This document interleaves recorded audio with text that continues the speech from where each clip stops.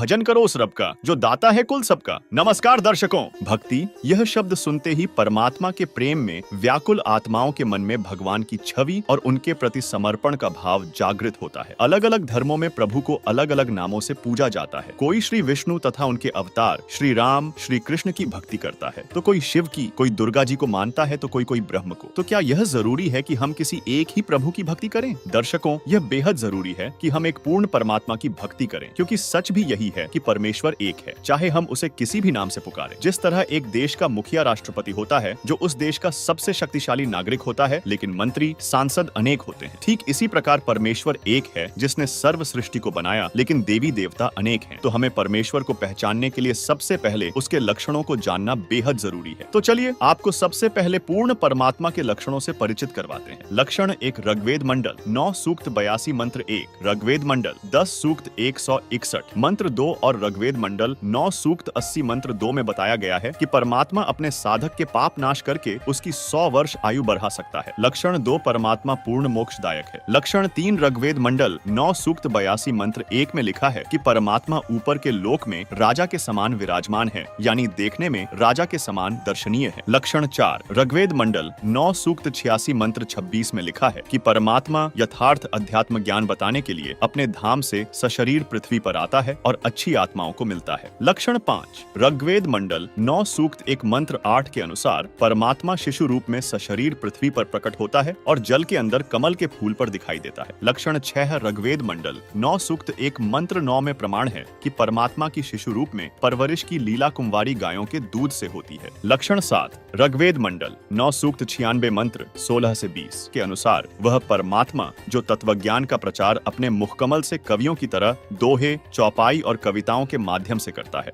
इसी कारण उसे एक प्रसिद्ध कवि की उपाधि भी प्राप्त होती है, लेकिन वह वास्तव में परमात्मा होता है। लक्षण 8, ऋग्वेद मंडल 9 सूक्त 94 मंत्र 1 और मंडल 9 सूक्त 95 मंत्र 2 में लिखा है कि परमात्मा कवियों की तरह आचरण करते हुए पृथ्वी पर विचरण करता है और वाणी बोल बोलकर साधकों को अपनी भक्ति करने की प्रेरणा देता है। साथ ही वह मोक्ष मार्ग के यथार्थ नामों का ज्ञान कराता है। लक्षण 9, यजुर्वेद अध्याय 40 मंत्र 8, ऋग्वेद मंडल 9 सूक्त 93 मंत्र 2, ऋग्वेद मंडल 10 सूक्त 4 मंत्र 3 और गीता अध्याय 15 श्लोक 17 के अनुसार परमात्मा की कभी मृत्यु नहीं होती। वह सशरीर अपने सनातन परम धाम से आता है और वापस सशरीर चला जाता है, क्योंकि वह अविनाशी है। लक्षण 10, पूर्ण परमात्मा सर्वज्ञ होता है। लक्षण 11, ऋग्वेद मंडल 10 सूक्त 4 मंत्र 4 के अनुसार पूर्ण परमात्मा सच्चरित्र वाला होता है। दर्शकों, अब यदि हम वेदों के इन लक्षणों को ब्रह्मा, विष्णु व उनके अवतार श्री राम, श्री कृष्ण तथा शिव जी, दुर्गा जी और ब्रह्म की जीवनी से मिलान करें, श्री शिव महापुराण विद्येश्वर संहिता अध्याय 6 से 9 में, जिसके अनुवाद करता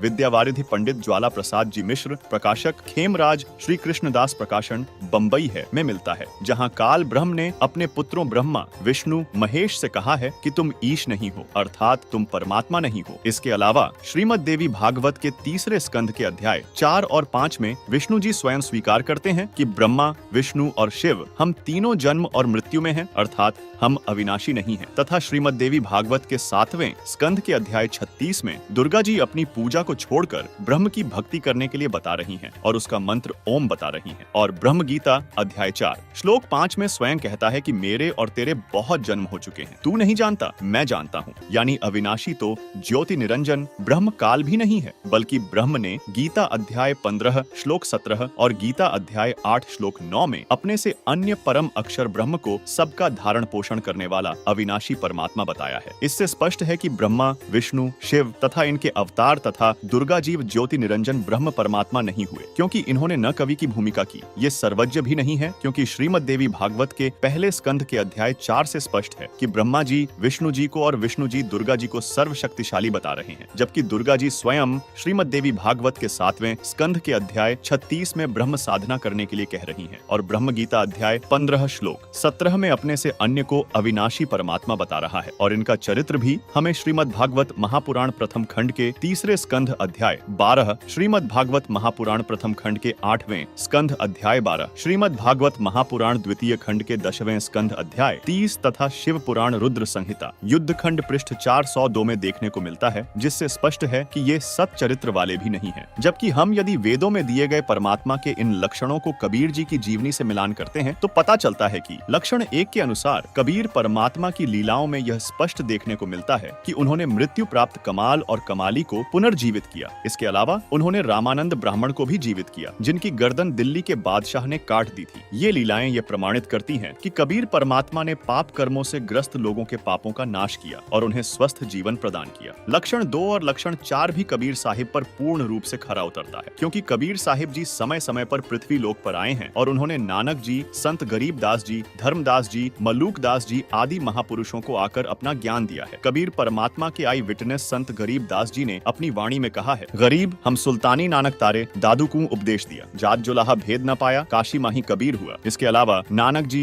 दादू जी और मलूकदास जी ने कहा है, हक्का कबीर करीम तू बे परवरदिगार, नानक बुगोयत जनू तुरा तेरे चाकरा पाखाक, जिन मोकू निज नाम दिया सोई सदगुरु हमार। दादू दूसरा कोई नहीं, कबीर सृजनहार, जपो रे मन सदगुरु नाम कबीर, जपो रे मन परमेश्वर नाम कबीर। वहीं संत गरीबदास जी महाराज की वाणी में प्रमाण है कि आदि रमैनी अदली सारा, जादिन होते धूंधूकारा, सतपुरुष कीन्हा प्रकाशा, हम होते तख्त कबीर ख्वासा। अर्थात कबीर साहिब जी राजा के रूप सतलोक में विराजमान हैं, यानी परमात्मा के लक्षण 3 पर भी कबीर साहिब जी खरे उतरते हैं। दर्शकों, यह सर्वविदित है कि कबीर साहिब जी नीरू और नीमा नाम के जुलाहे दंपत्ति को लहरतारा तालाब में कमल के फूल पर मिले थे, जिसका कबीर वाणी में भी प्रमाण है कि गगन मंडल से उतरे सतगुरु सत कबीर, जलज माही पोड़न किए दोहु दीनन के पीर। अर्थात लक्षण 5 से भी कबीर साहिब की लीला मेल खाती है। वहीं लक्षण 6 के अनुसार कबीर साहिब की परवरिश कुंवारी गायों के दूध से हुई थी, जिसका प्रमाण कबीर सागर अध्याय ज्ञान सागर के पृष्ठ 74 पर भी मिलता है। यह प्रमाण अमर ग्रंथ यानी सूक्ष्म वेद में भी है। गरीब अन्न ब्यावर कू दूहत है, दूध दिया तत्काल, पीवे बालक ब्रह्मगति तहाँ शिव भये दयाल। दर्शकों, यह तो सर्व विदित है कि कबीर जी ने कवियों की तरह आचरण करते हुए अपने ज्ञान को कविताओं, दोहों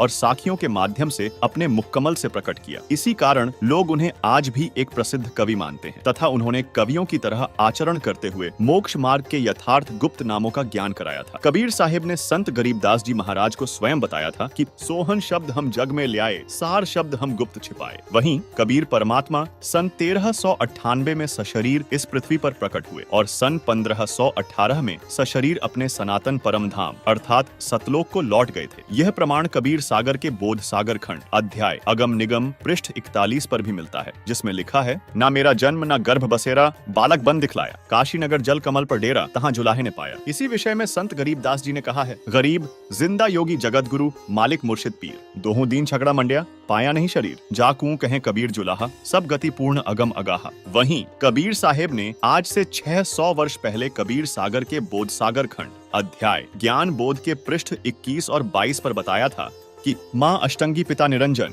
वे जम दारुण वंशन अंजन, अष्टंगी और काल अब दोई मंद कर्म से गए बिगोई, 3 पुत्र अष्टंगी जाए, ब्रह्मा विष्णु शिव नाम धराए। जिसका अर्थ है कि ब्रह्मा विष्णु और महेश की माता देवी दुर्गा और पिता ज्योति निरंजन काल ब्रह्म है। यानी कबीर जी ने कबीर सागर में जो कहा वही देवी भागवत शिव पुराण में भी ज्यों का त्यों प्रमाणित है। इससे स्पष्ट होता है कि कबीर जी सर्वज्ञ हैं और सब कुछ जानते हैं। उन्होंने सभी धर्म ग्रंथों के गूढ़ रहस्यों को अपनी वाणी में समझाया है और भूत भविष्य तथा वर्तमान में घटने वाली घटनाओं का विस्तार से वर्णन किया है तथा कबीर जी का चरित्र बिल्कुल पाक साफ है, वे सत चरित्र वाले हैं। यह भी सर्वविदित है, यानी वेदों में दिए गए परमात्मा के लक्षणों से कबीर जी की सभी लीलाएं मेल खाती हैं। इससे सिद्ध होता है कि वेदों अनुसार परमात्मा कबीर जी हैं। इसीलिए हमें इष्ट रूप में केवल और केवल कबीर परमात्मा की भक्ति करना चाहिए, जिससे हमारा मोक्ष भी संभव है।